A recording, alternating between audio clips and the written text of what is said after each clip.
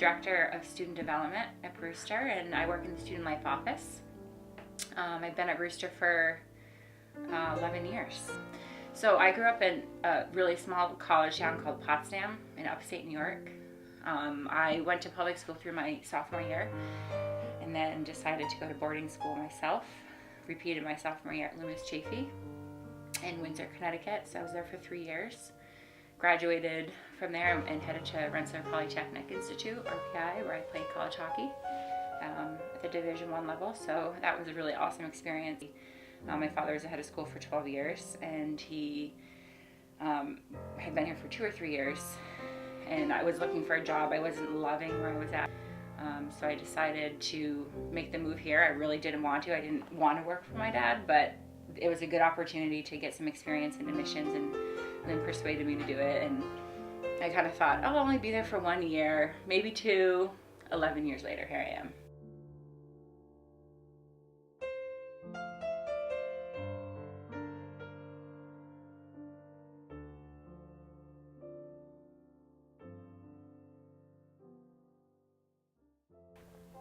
So on December 12th, 2012, I was exercising like I often do, and I was actually doing Insanity, the Beachbody workout, and I was doing burpees, which I still to this day have a fear of for obvious reasons.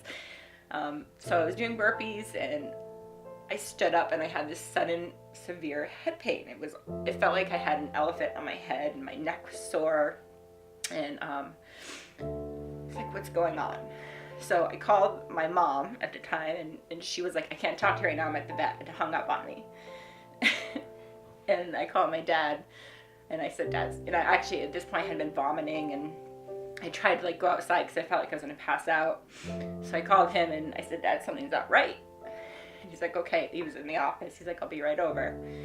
So by this point I had taken a shower and kind of like composed myself, and so he's like, let's go to the doctor, because we're lucky we have the ER right there. So I went into my like family physician, and she looked at me, and I had said like, I have a really bad headache, like it's the worst pain I've ever felt, and she's like, go to the ER right now, which is right there. So I went to the emergency room, and they tried to tell me that I had a migraine. I was like, no way, like this is not a migraine. I used to get migraines a lot, which could be a reason why this happened to me. So I went I got checked into the ER, and I got a CAT scan, and they found blood in my brain, which is very serious. And I can still remember I was in the ER, and my parents were standing next to me, and the doctor came up to me and said, something really serious happened to you, blood in your brain, like, to medevac you to Dartmouth. And I was 30 years old at the time. Like, what do you mean? And I had one time in that whole 2 weeks that I went through this that I thought, I'm gonna die. Like, this is it. Because I knew how serious it was. And then I composed myself and shifted my mindset. And from that on, I fought. I'm not gonna die. I'm gonna stay awake. I went to Dartmouth, and George Dorman, who is on the board here, is a neurology surgeon and does this procedure. So my father called him and said, what the heck, like, you gotta help us. She needs medical care, like good care. And I was going to Dartmouth, which is like the best hospital on the East Coast. And so he called the head of neurosurgery at Dartmouth. And when I landed, I can still remember, I'm in my, I forget what it's called, like a bed, whatever. And I landed, and like 13 doctors were surrounding me, like giving me like the best medical care ever. In the meantime, my parents drove to Dartmouth, and my brother and sister-in-law, everyone came because nobody knew what was going to happen. So at like 6 o'clock in the morning the next day, like I kind of got some sleep, and they put me on blood thinners to keep me alive, basically, because if your blood starts clotting, that's when it's really bad. You'll stroke out. So, and I was in so much pain. Like, I can't even describe the pain. And so, at like 6 o'clock, I started sending text messages, like group messages, and just like, please pray for me. And people were like, what the hell? Like, nobody knew this happened, and finally, you know, word was getting out, so people were calling my parents, like, what's going on? I was in the surgery for 8 hours, and what happened is I didn't actually have to get my head cracked open. I had something called coil surgery, so they went through my femoral artery, which is down here, and they pushed platinum coils up through my head, or up to my head, and you think of it like these like little like wavy things, and they stuffed an aneurysm. They did what they could, because one of the shapes of the aneurysms is abnormal. It was actually shaped like a glove, but they didn't want to push it too much because they didn't want it to push more blood on my brain. So they did what they could. I came out of surgery, and I was so sick after the surgery. The anesthesia made me like really sick because I was under for like several hours. So I was in the ICU, or the NICU, the neurology ICU, for 2 weeks.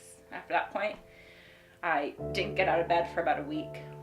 They were concerned that I was going to stroke out, something called vasospasms, which I don't really understand because I'm not a neurologist, but again, in a ton of pain for about 5 days, because what happens, your blood in your brain, it actually has to drain out of your head. So I could literally feel it like going down my spine, and I was in bed, and it was just a crazy experience. But I'll never forget like the amount of cards and flowers. I mean, it looked like I died, for God's sakes. There were so many flowers from everybody. I had a friend from London fly over to see me, like college friends, and it was for, you know, such a scary time being able to see my friends, and it was good. And one of my teammates from RPI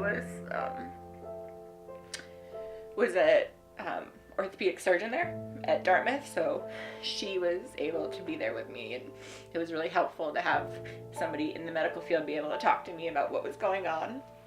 So I was able to reconnect with one of my good friends, and that was awesome. And we actually spent Christmas together because I was in the hospital for Christmas. And then I actually was released the next day. So I was out of work for about 6 weeks.